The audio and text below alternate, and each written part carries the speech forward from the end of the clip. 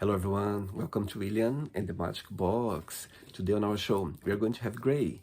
Gray is from Albuquerque in New Mexico in the USA. So let's see what Gray has to say. Enjoy the interview.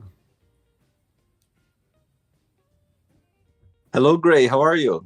I'm well. How are you? I'm very well. Thanks so much for taking the time today for the interview. Thank you. No problem. It's good to see you. You too. So tell me, how's your day going so far? It's going well. It's nice and sunny here. Wow. So tell me where you're from, Gray. I live in Albuquerque, New Mexico, but Mm-hmm. I grew up on the East Coast of the U.S. in North Carolina. Oh, wow. And why did you change from North Carolina to New Mexico?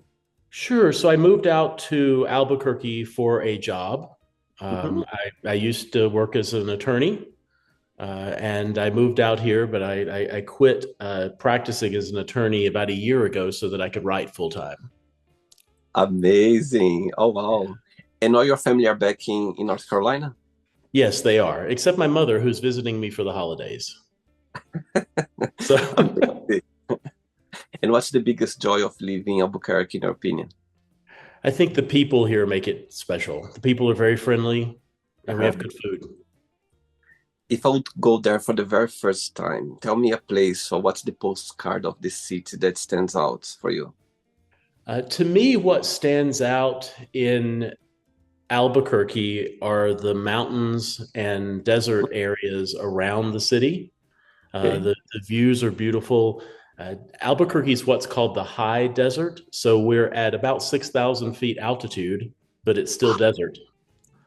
Interesting. So it's just a Oh, beautiful, beautiful scenery. So if you like to hike, this is a place to be. wow. And you're planning to stay there for a long while? I do. I plan to stay here for a while. Amazing. Okay, great. So let's start the interview talking about your career as a writer. Yeah, I was checking a little bit Yes. of your work, and I found it very fascinating. So tell me how everything started. Sure. So I've always enjoyed writing short stories, and even when I was a child, I would write short stories. Hmm. And about 3 years ago, 3.5 years ago, one of my very dear friends and I were having lunch, and we were talking about writing and stories, and we decided to just start writing for fun. Hmm. And um, later that year, we had finished the first of the Volier Chronicles, which I collaborated with him on under the author name Colton Taylor. Okay. His name is Guy Colton, and mine's Gray Taylor. So we just combined the two last names to write as Colton Taylor. And shortly after that, we published the follow up to that, Volier's Vengeance. Um, Wow. those two books were well received, Hmm. and I had been writing my own projects for a very long period that I had never finished. So I started on my book that was released last month, Baker Lake, which you can see here, and Yes. yes, and we had the book launch for that at the Albuquerque Press Club in November, and it went very well. It was well attended. I think the most unique thing about my writing, though, is I write under two different genres. So I write also gay erotica under the name Gray Wilder. So most people will recognize Truck Stop Rodeo. And what's unique about that is my erotica writing are full novels, and the stories are good without the sex, but there is a Hmm. lot of graphic sex. Very, very different than the Baker Lake, which is a psychological thriller. But that was sort of my journey to writing. It's become, I think, my final career. Um, Okay. I before I was an attorney, I trained as a neuropsychologist. Wow. So I've had a very good life. I really have, and this is how I would like to grow old: writing and having fun. I love that. I love for you to be able to, you know what I mean, like follow different careers and find a passion about writing. It's about express yourself and put all your ideas there. I love that. That's amazing. Right, And I like right. as well the fact that you have two personas, yeah. And Yes, actually, I made a note here that I'm going to talk a little bit more about it during the interview regarding sure, that. of course. Amazing. Great. So before we start our journey within the magic box, would you like to tell me something interesting about yourself, or maybe something that not many people know about you?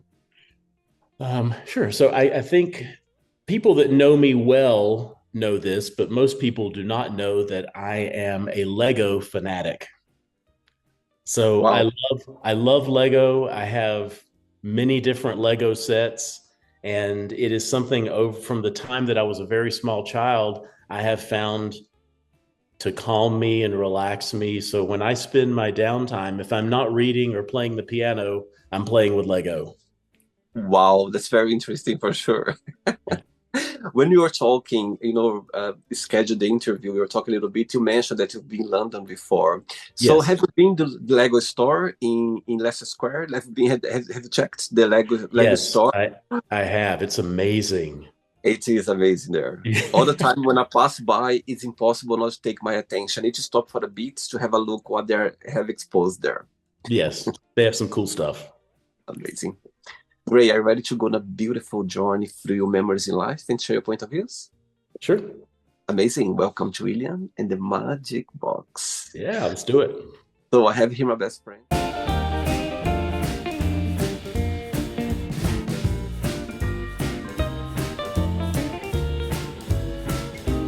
Of random fun questions. So what I'm going to do, I'm just gonna play a song just first to relax before the first question. Okay? Okay. Let's do it.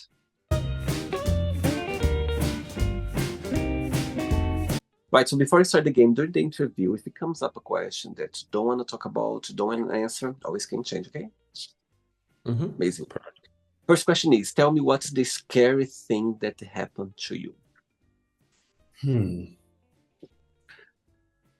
I think the scariest thing that has happened to me is I served in the U.S. military.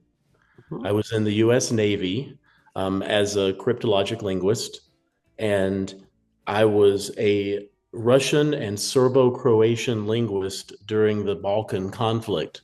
So there were times when I was on a ship and we were being asked to to go in a helicopter to go into the former Yugoslav Republic to bring back downed aircraft pilots.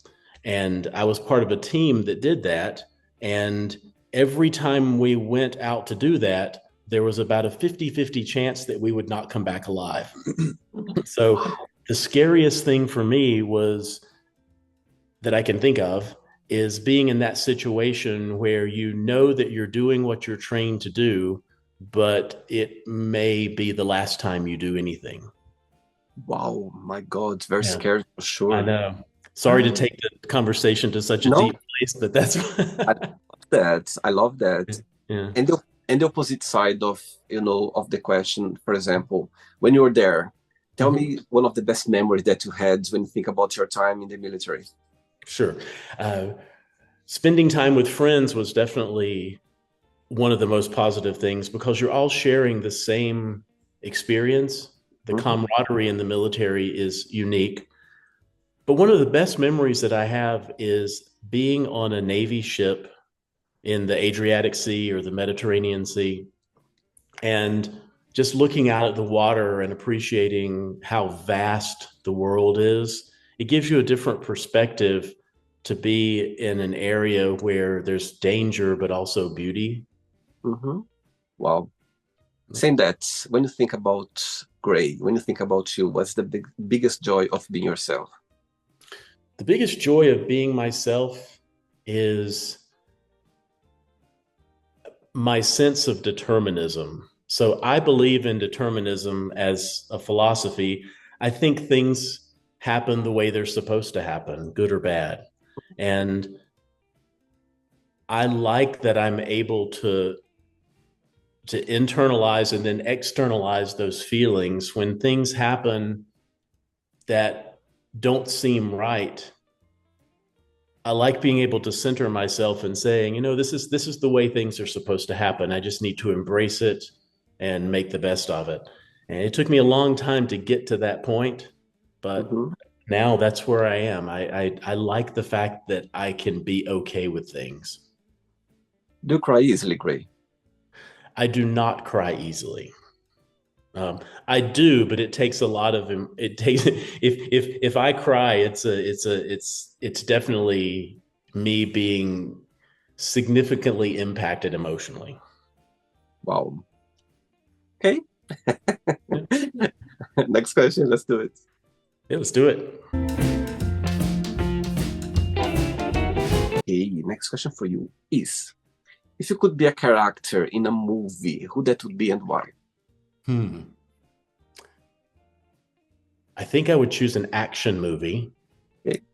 uh, and I would choose a character that is doing something for the greater good. Uh, I'm trying to think of a specific example because I think well all the Marvel movies are really a good example because the superheroes are always frequently well they're frequently misunderstood, but they always feel like they're doing the right thing. So a good example is Iron Man. I would probably be Tony Stark in Iron Man. That's a good one because he has a lot of money and he's a bit eccentric, and I can do consider myself eccentric, Okay. and he's always doing things for what he considers the greater good, even though it's not considered the greater good by other people. It's a good question. And if you had superpower, what that would be? uh, I think I would want the superpower to be able to fly. I Okay. think that's pretty common, maybe that people would want to do that, but there's so many other superpowers that could change things. But I think that would be a very selfish superpower because I would just be able to see the world from a different perspective. And if you could fly anywhere in the world right this moment, where would you fly and why? Hmm. Oh, that's a great question. I think I would fly to Iceland. I love Iceland. I go to the Iceland Writers Retreat in Okay. April, and Wow. um, I actually took my husband there for his birthday in August. Oh, sweet. And we for his birthday, I had rented a helicopter and we flew to one of the lava fields. So we have some Wow. amazing pictures of walking around on this lava that had only been created like a few months before and had cooled. And I think I would love to fly. Right now, I would fly there and fly over those lava fields and the volcanoes. That's what I would do. Do you consider yourself to be a romantic person? I think I'm a romantic person. I like to think that. So tell me the very first time that you crossed your path with your husband, if you can share. How did it happen? Absolutely. It was on a cruise, Wow. not a gay cruise. we were on we were on a cruise with the people that we were with at the time, our exes, Okay. and Oh, really? But did you know each other or not? Did you know we each did other or not know not? each other at all. We met by the pool, and we became the four of us became friends. We were both trying to exit the relationships we were in. We were both in very bad relationships, very abusive relationships. So we Wow. became friends. And my husband's from Toronto, Canada, and he went back to Canada. I went back to the US, and we became friends and talked for the next year. And we had dissolved our relationships. And I flew up to Toronto to see if there was anything there. And that was 14 years ago. Wow. So I believe Yeah. that you're the one who gave the first step. I think we both have different memories about that. He was coming out of the washroom and I was going into the washroom, and we had a bit of an exchange with introducing ourselves and saying hi. And then he went back to the pool chair, and I went in the bathroom and came back out. And uh, we didn't really connect for a day or two, and then we met again at a bar and sort of got to know each other a bit better. It was definitely love at first sight. There was something there That's when he was beautiful. coming out of the bathroom and I was going in. There was definitely something Wow. there. I think it was the best time you went to the bathroom in your life. It probably was. Yes. Okay, so your husband, he's watching this interview right now and have a moment, an opportunity to send him a message. What would you say? He's watching. I would tell him that I love him very much and that I appreciate all the support that he has given me, especially the support that he's giving me in my writing career. Beautiful. Sweet. Yeah. Next question. Let's do it. Let's do it. Okay, so before the next question, tell me what's the biggest joy of writing? What do you like the most about it when you are, put all your ideas together, you are performing, your gift? My biggest joy in writing is the research. Mm-hmm. My latest book, Baker Lake, involves organic nanobots and the science behind those. And I'm not a biologist or a chemist. I'm not a geneticist, but I really enjoyed learning how organic nanobots are created. And the information in my book, even though it's a work of fiction, um, everything in there is based on some reality. So I love research. My Okay. book that I'm currently writing, which is called In the Shadow of the Kilt, and that has a personal meaning because I only wear kilts. Uh, so Are you wearing right now? I am wearing a kilt right now. Oh my You can God. see? Of course, Yeah. absolutely. Also, let me move the camera around. So I'm wearing a Scottish Highland kilt now. I don't know if you can see. Let me get Oh the camera. wow. Wow. I'll get the camera a bit more. Well, it's hard to see, but yep, Wow, kilts. that's amazing. I'll have to. Amazing. Yeah. So Wow. that's but yeah, I only wear kilts, and I've been doing that for a couple of years. And but my next book, In the Shadow of the Kilt, takes place between Iceland and Scotland. So I'm going to go to Scotland this next spring to do a little more research.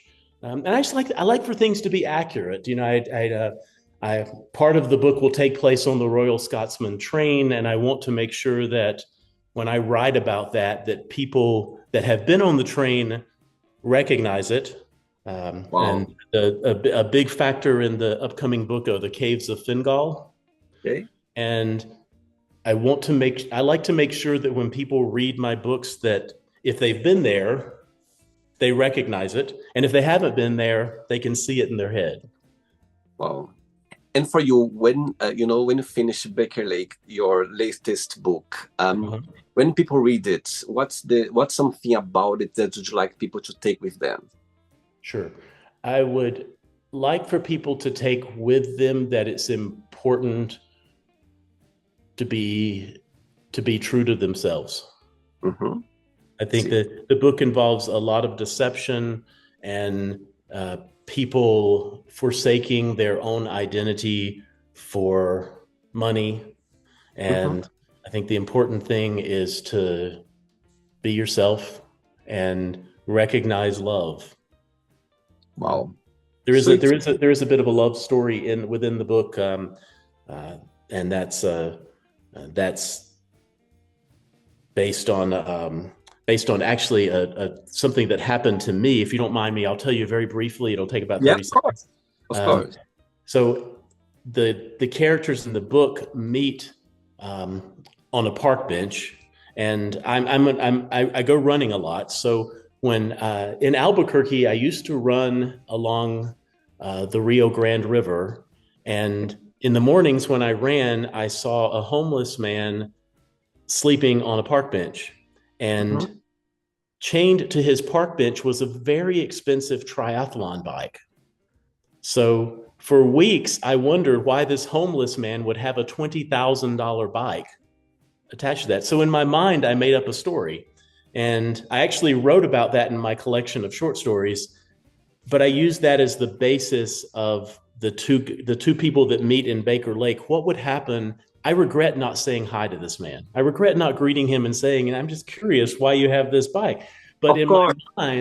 in my mind, I thought, what would happen if I had stopped and introduced myself to this homeless person who with this very expensive bicycle, and we had developed a friendship or possibly even a relationship.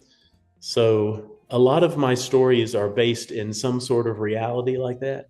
I like that actually, Gray. I like Yeah. that. And I know those moments when you go like, oh my God, I should have, or why I didn't, you know. Yes. Many people in Albuquerque know that I go to a coffee shop and write every Wednesday.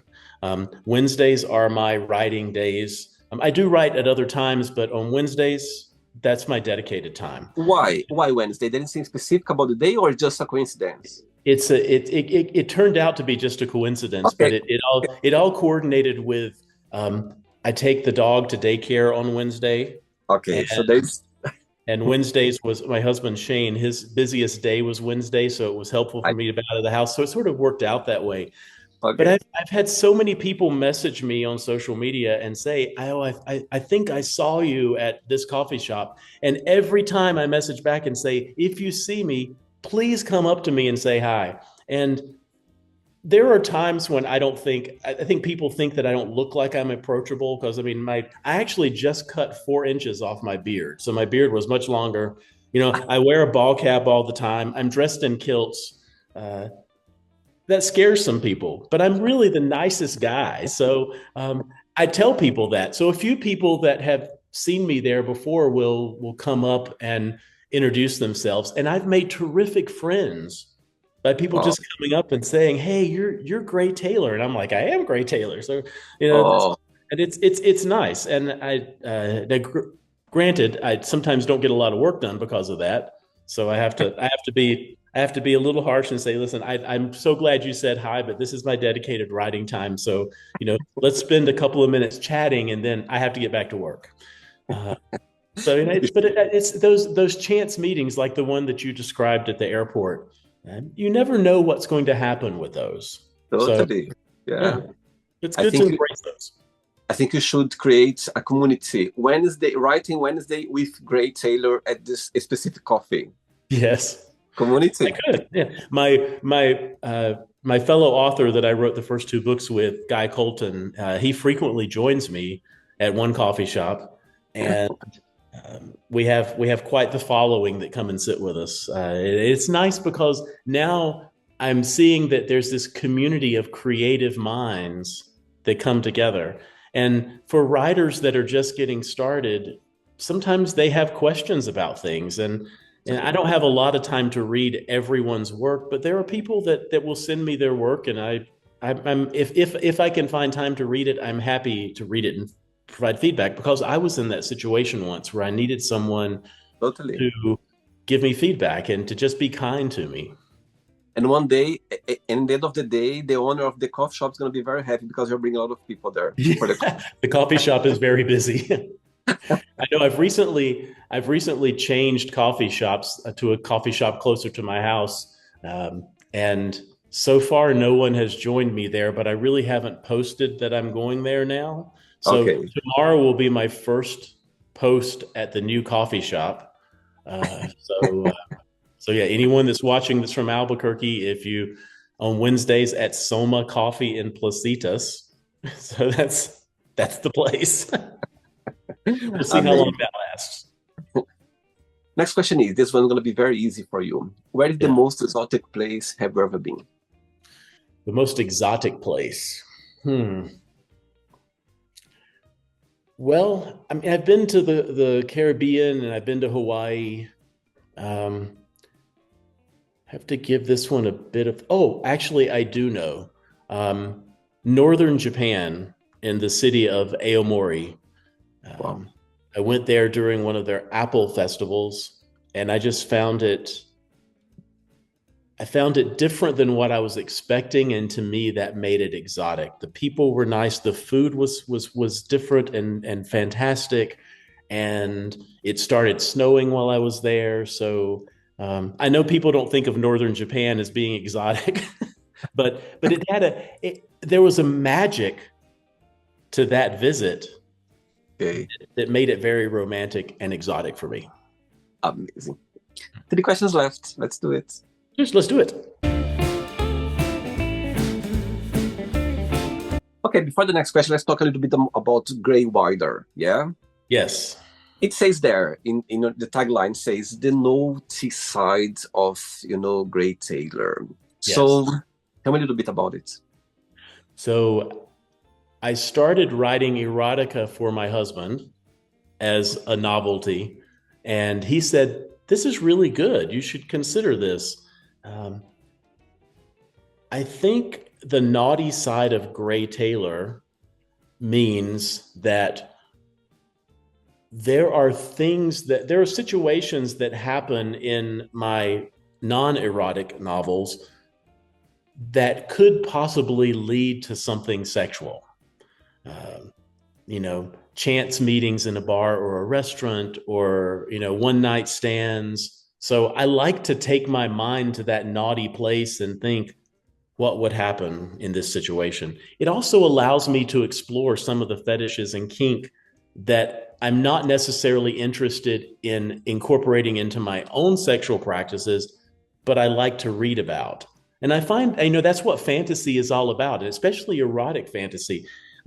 It doesn't mean that we want to make those things happen, but it just means that it turns us on a bit to read about them. And I wrote a chapter, or I'm writing a chapter in the follow up to Truck Stop Rodeo is called Canada Calls, where the main character, Knox Creed, has to make a trip to Canada. And I included a chapter in there on edging, where he meets someone who's a specialist at that, and he and his boyfriend Ryder get edged by this guy. And that's people that are into that practice, know it, but there are a lot of people that are curious about things like that, and they don't necessarily want to do them, but they like reading about them. So that's where that came from. And the other reason for that, or the other side of that, is that I like writing about Knox. I like writing Knox Creed. Knox is a character that if you read Truck Stop Rodeo, you're a man, you're going to either want to be Knox or be with Knox.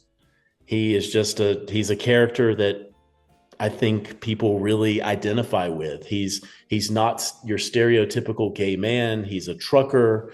He's a bit rugged, but he has a softer side. And I think people like me can identify with that, and I like that. So I like writing about him. And when I write about him, I think while I'm writing about him, I become him. Right. Yeah. Okay. By the way, what means edging? Oh, I'm edging joking. I'm joking. I'm joking. No, I would explain it.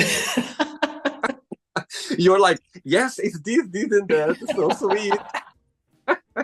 So, William, the funny thing is that people, I've told people that I'm writing this chapter, and I've never gotten this question from a gay man, but there are straight people that are like, tell me what that is. And I'm like, okay. So then I tell them, and they're like, oh yeah, I think I'll have to Google that, or I'll have to read more about that. And I'm like, yeah, you should. It may be something you like. You got me. Your face was so sweet. You're like, oh, okay. So this. I was going to explain it to you. I love it. It's the practical side of it. Next question is, tough question now for you. Yes. If your plane was going down and you could call just one person to say goodbye, that would be, and why? I think it would be my husband.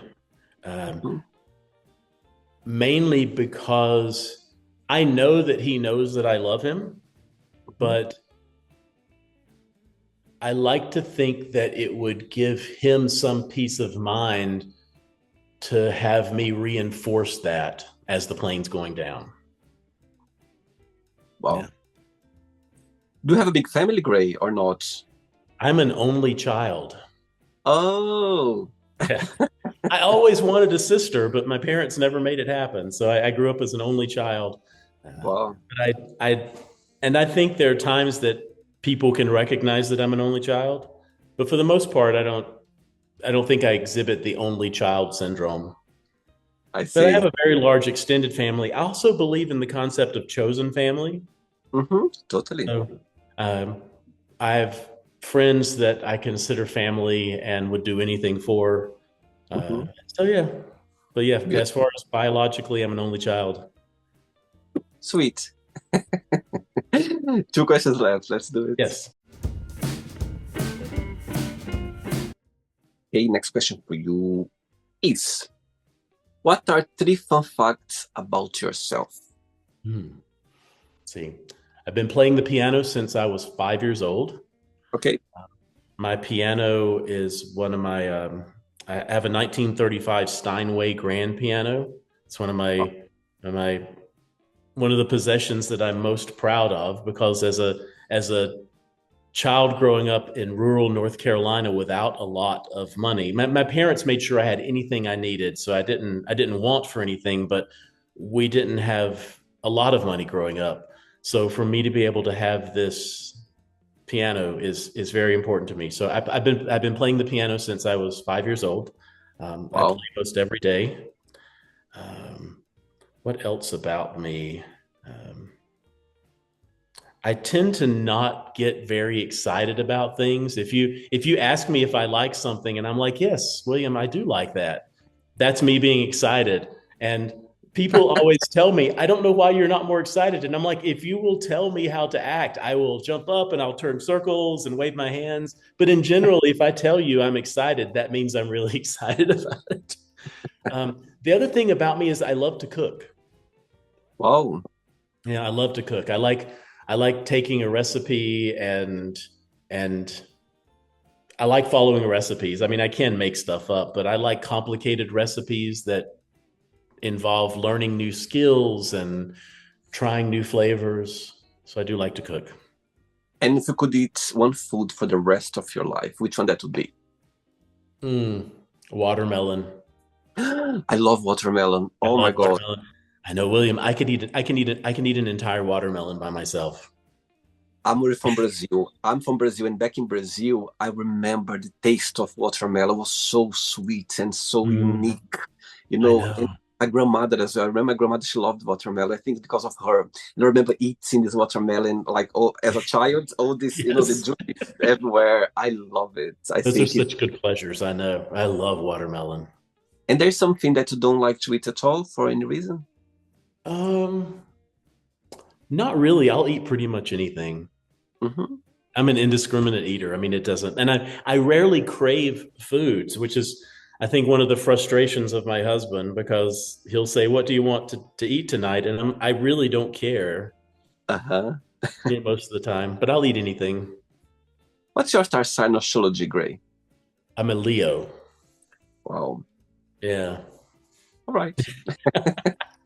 Most people that know me would be able to guess that without asking. Two questions left. Let's do it. Yes. Okay, before the next question, tell me, three names of three writers, or maybe as you play the piano since young age, tell me three names of three artists, like any, in any field that you always be inspired by for your books or for your music, for anything in your life. Sure. Well, I know this is cliche, but Stephen King has always been an influence in my writing. Okay. He's very unapologetic about what he writes, and I like that. It also, I really enjoyed reading his book on writing, talking about his struggles as a young writer and how important that was to him. As I'll just stick with the authors, because um, Okay. Hmm. I one of the authors that I got to meet at Hay Festival. So I was at Hay Festival in Hay on Wye, which is in Wales, last year, or this earlier this year, and I got to meet Levison Wood. Hmm. Uh, he is a his latest book about trees is fantastic, but he is an explorer and an adventurer and a fantastic writer. And when you meet him, he's just a genuinely nice guy. And I really admire people who have these talents like that and also are just really nice people. Hmm. Um, and let me see, I have to think about, there's so many other writers that oh yeah, I'll another British writer actually, Emma Stonex. Okay. She wrote a book that was very popular called The Lamplighters, and her latest book, The Sunshine Man. Emma is just also genuinely just nice, down to earth person, and her writing is fantastic. She describe her. She's very descriptive, and she writes good stories, and I really admire her, and for not only for her writing but also for just being a decent person. Okay. Yeah. Okay, so I believe three of them, they're still with us, yeah? Three of them, Yes. I believe. Yes. Yes. One day, You're gonna wake up in the morning having 3 missed calls on your phone from those three you just mentioned right now. I think you know where I'm going, yeah? Where I'm heading Yes. to. Yes. Which one you gonna call back straight away? Which one you gonna send a message? I'll call you back later. And the third one, you don't call back, you don't send a message. Just ignore them for now. Oh, that's going to be so disrespectful for one person. And they are watching this, by the way, they are watching this interview, three of them, okay? Just let you know before you answer. Okay, cool. So yeah, so I would definitely call Stephen King back because he's just like the gold standard of authorships. Um, I would send Emma a text, and I would say Levison to later because I really think he would understand.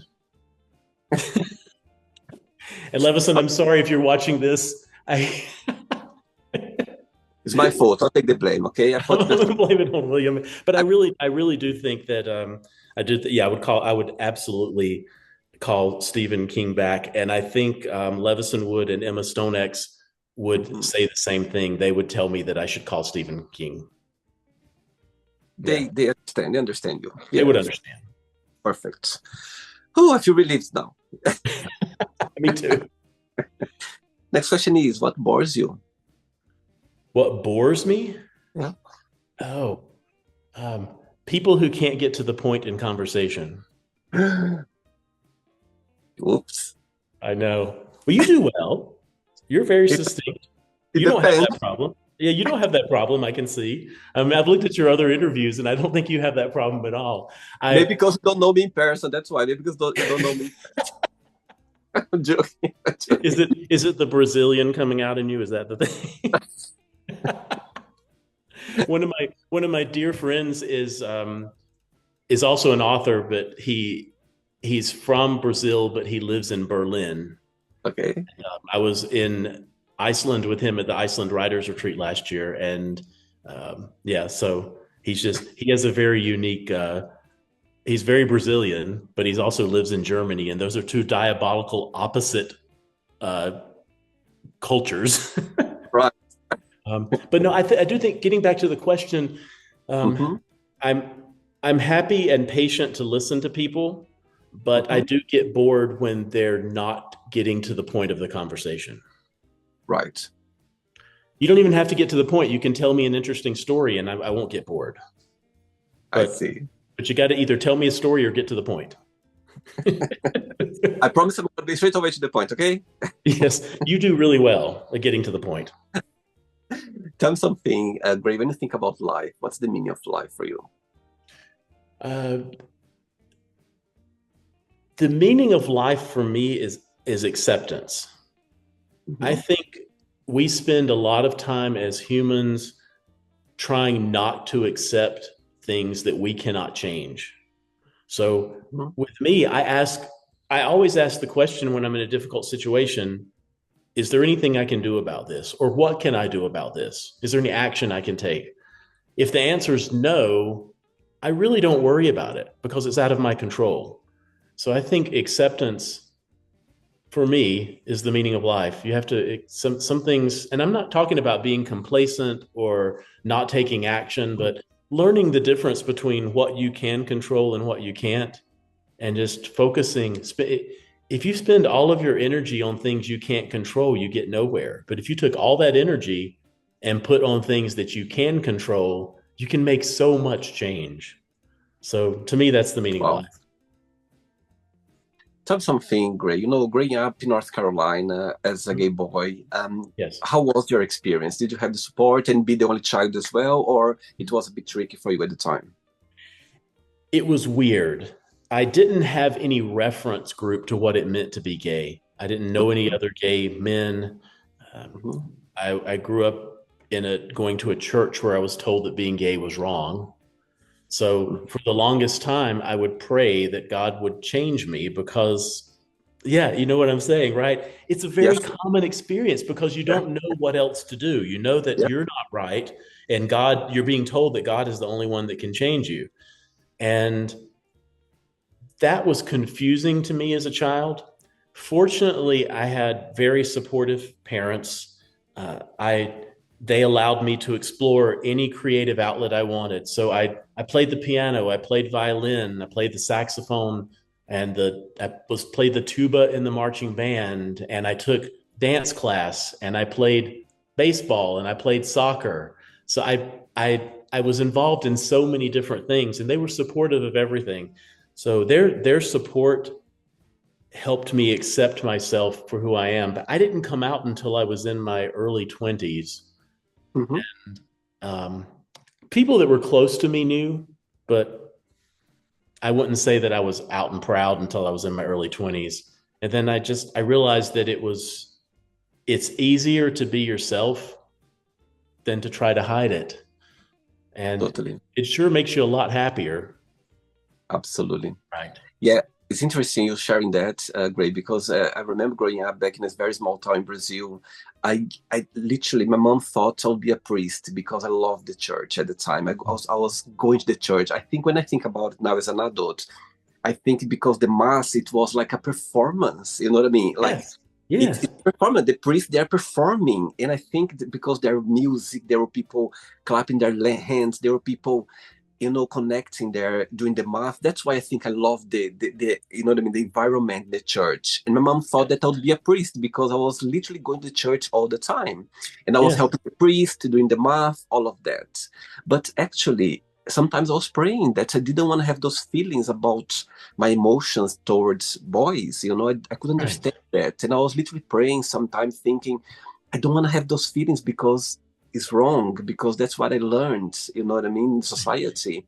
So I Of get your course. point. But again, having a parents there, my parents, they let me be free, I think that Yes. was kind of very important. I didn't see at the Important. time, but now looking back, I Yeah. understand that they did a good job Yeah. because they didn't talk about it because for them was maybe a taboo, wasn't easy to Yeah. talk. It just Yes. happened to the neighbor, never happened to your home house, you know what I mean? Right. Household. Happened to the neighbors, happened to the other family, but never to yours. So for me, Yes. it was okay, but I was free. I was a free child. For me, I just could literally do whatever I wanted to do, well, as long as I was safe, and of course, in helping others, like respecting others as well. So I get your point for sure. I, And I for like that. I like that outlook of the religious services being like a show. I played the piano in church and sang in church, yeah, and those yeah, are me all too, things that I enjoyed. And totally yeah, but it was still confusing at times. But yeah, that's I think I did like it for those reasons. amazing.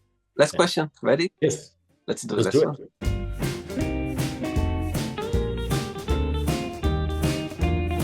Before the last question, I'm gonna put you in a tough situation now. Um, Okay.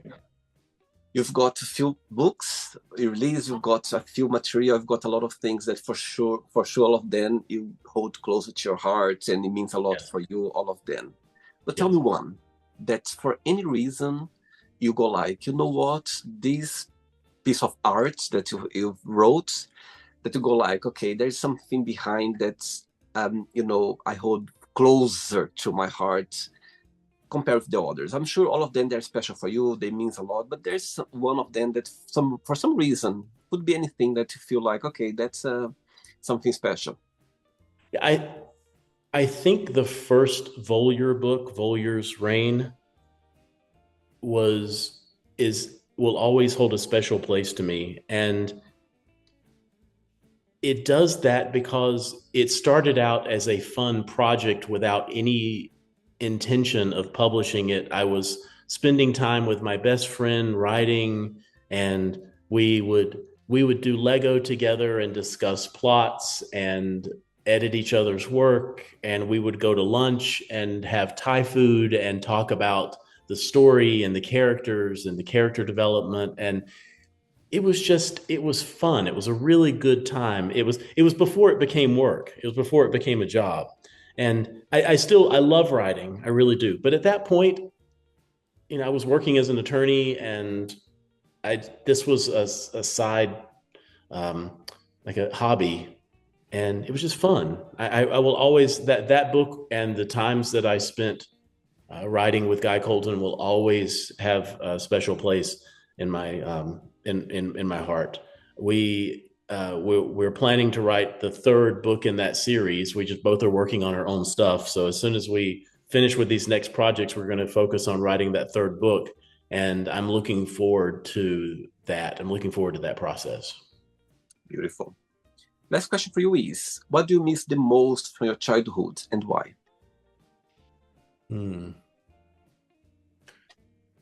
Well, that's an interesting question. And I really have not thought about this until you just asked this question. So that's interesting. Good. So when I was a teenager, a young teenager, we lived in a very rural area where there were many acres of forest behind our house. And I had we called it a four-wheeler, but I think most people call it an ATV, like an all-terrain vehicle. It's just a single rider, four wheels. And I would go riding through the woods and the trees on that for hours. And I really miss that exploration. And what's so special about it is, as a 13-year-old boy riding through the forest on your ATV, you're not fully aware of the dangers of things. You don't think about, there are snakes. You don't think about snakes. You know that you could turn over while going through a deep ravine, but you don't think about that because, at 13 years old, you're fearless. And I miss that feeling of being fearless. You can probably see by my hands, and I'm very heavily tattooed. If I tell you, I'm covered in tattoos. But the tattoo that's across my chest here says "Vivendum est sine metu," which can be translated as "one should live without fear." Wow.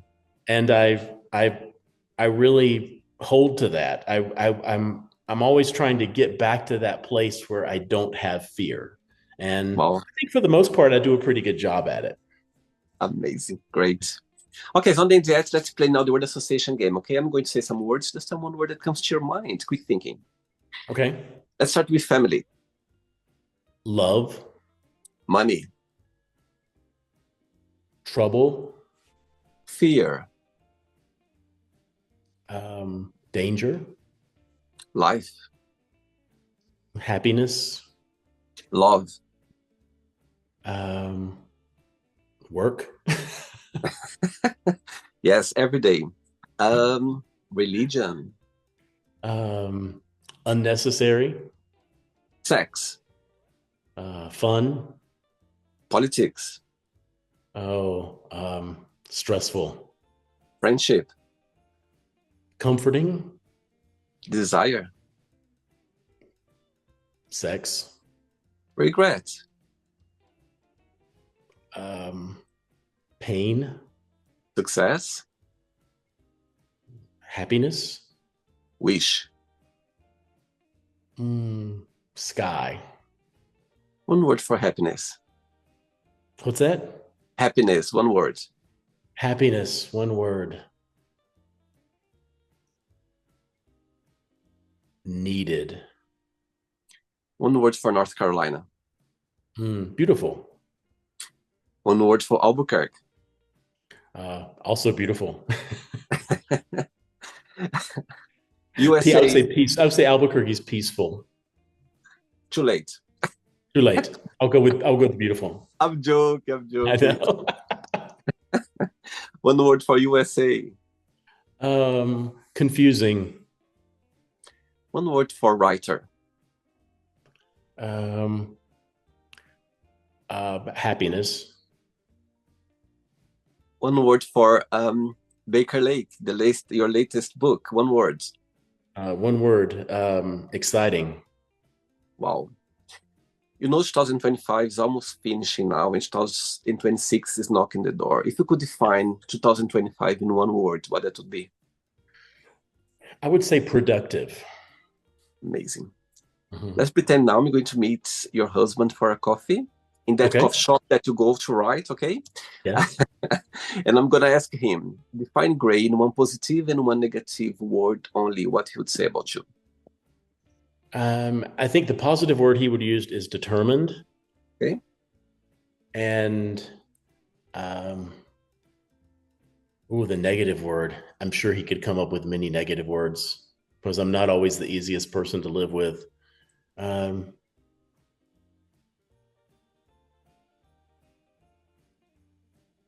I think he would say confusing, Wow. because I sometimes am confusing to other people. As you mentioned that you're not a person easy to live with, do you think it's easier for him to live with Gray Taylor or Gray Wilder? Oh, I think it would be easier for him to live with Gray Wilder. Definitely be more fun. He gets to experience Gray Wilder when I write. Oh, good one. Let's play now, Gray and the Magic Box, and you ask me a question. Before you ask me the question, Christmas is just around the corner. So tell me, what's your connection with Christmas? I grew up with Christmas as a religious holiday Mhm. and have changed to enjoy it more as just a community holiday. Um, Wow, I like that. I have a Christmas tree. I don't put up a lot of Christmas lights, although I like seeing Christmas lights.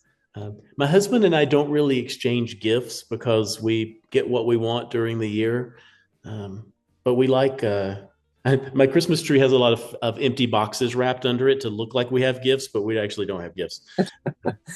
Yeah, I'm not really big on gifts for the purpose of giving. If what I really like are gifts that are meaningful, Mhm. um, and the it actually makes me uncomfortable to get expensive gifts. So I just prefer something that's meaningful. Um, Totally. Someone who buys me a coffee at a coffee shop just warms my heart, because they know I love coffee. But you know, a diamond necklace would not really mean that much to me. So I guess, and Christmas gets too much about gift giving just for the sake of giving someone something. And See. for me, it has over the years has become something more of a time where you can give something someone meaningful if you want to. But I like the People give community. people give you gifts as presents sometimes. I've never had a kilt as a given to me as a gift. Shane, my husband, does not buy my kilts. He would if I wanted. He buys me Lego, but Easier. with the yeah with the kilts, because kilts are. I mean, I could give him the size that I wear and the length and things, and I could tell him who I buy them from. But I probably have about 30 kilts. I Wow, know it's amazing. it's crazy, right? So I have a lot of kilts, and I have formal kilts and utility kilts and casual kilts, um, Amazing. and I just like all the different patterns. But yeah, so I know I've never had a kilt as a gift. I see. There's really a lot of personal information that goes into buying a kilt. Oh dear. Before we ask the question, we started the interview talking about, when I was reading your profile a little bit, you mentioned about Gray Wilder. That's, you said that's a naughty side of Gray Taylor. But Yes. what's the biggest similarity between Gray Taylor and Gray Wilder, if there Well, is any? that's a great question. I think the biggest similarity is the need to have a good story within the writing. Um, Gray Taylor is focused on the story. In Baker Lake, I don't think Baker Lake is anything groundbreaking as far as its content, but it's a really good story. It's one of those stories that you read and you look back and you're like, that was a really good story. I think it's one that people could read again and Hmm. still enjoy. And with Gray Wilder's work, I want to make sure that that stays there. There's sex, there's hot sex, there's graphic sex, there's love, and there's loss. But in the midst of all that is still a good story. Wow. And saying that, what would be the title of your memoir, Gray? The title of my memoir would be, oh, this is a good one. I love when you put me on the spot. Um, I think it would be The Man Who Would Be Knox Creed. Oh, wow. Be it, because I would, if Um, if I could go back and do my life over, I would be like Knox Creed. Wow, He's a amazing. powerful character. Wow. Okay, can you ask me a question now, Gray? Sure. So I'm most curious what took you from Brazil to London. Great question. You know, back in Brazil as a 19-year-old, when I left Brazil, before that, I started studying English when I was 13, 14-year-old, and I fell in love with the language straight away. And I remember my mom was working a household where the owner of the house, she still actually, she runs a private English school. Mm-hmm. And she gave me the scholarship at the time because it was private, so I couldn't. My parents could afford the to pay it, and at the same time because my mom was working in her house, she gave me the scholarship, and I embraced it the most I could about the language, and I fell in love with the language. Saying that, I thought I remember like seeing my books, English book. There were like the picture of Eiffel Tower, some place around the world, and I was like, oh my God, I'd love to be there one day. I'd love to pass to meet those, go to those places one day. Long story short, I had the opportunity. So as a teenager, my dream was to live in a country where I could speak English every day. That was my dream as a teenager. That's fantastic. And I remember, like, so long story short, I had the opportunity to move to Portugal when I was 19-year-old. So I moved to Portugal and I lived there for 5 years. And after that, I moved to London. And, Okay. that was but the whole idea behind was I always wanted to learn more and more the English language, and also to be able to explore my life, look for opportunities, help my family back in Brazil. So Yeah. that's one of the two main reasons that I've always been very fascinated about, exploring life, exploring the world. I've always been, always my, I always drive me like that's when I talk about people about traveling and all the places I feel Right. fascinated. So the two main reasons was about the language and also about getting a better life and Yeah. new opportunities, and also I live a dream because I speak English every day. And Yes. the funny thing is, back in Brazil, South America, we have this Mhm. America dream. Everyone wants to Yes. go to the US, we have Right. that, including myself. I always wanted to live in the US as well as a teenager because I didn't know much about Europe. I didn't know much about, England, about Scotland, about Ireland, all those places where I could live, speak English as well. And it's so fascinating how life takes you in places that I never in my life, I would think about living London, Yeah. England. I think Uh-huh. as a teenager, when I thought about England, I just thought about Princess Diana or the Queen, or, you know what I mean? I didn't know much Right. about it.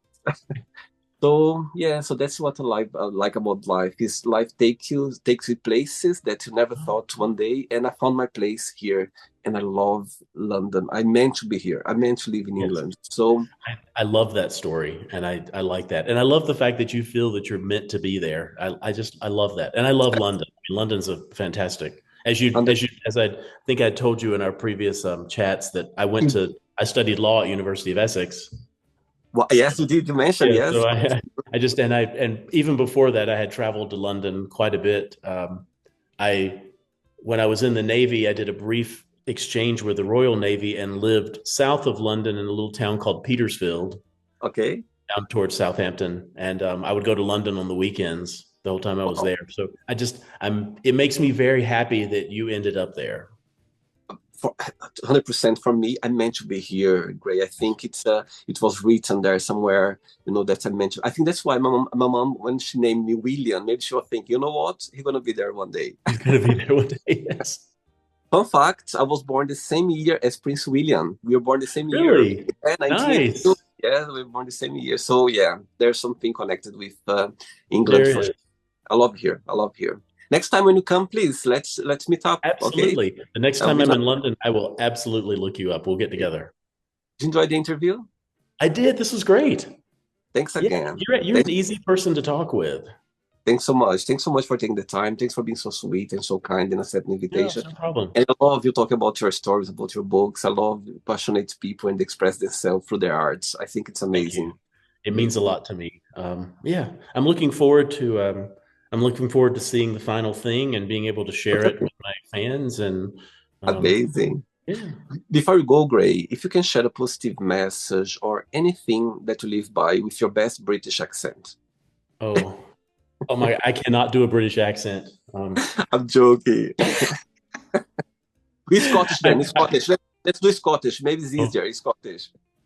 it's I can't do a Scottish either. I did know this Scottish guy that would say he would say because Neil Scottish is crap, and he would say if it's not Scottish it's crap, and I would just I just never could get it quite right, and he would try to tell me to but no.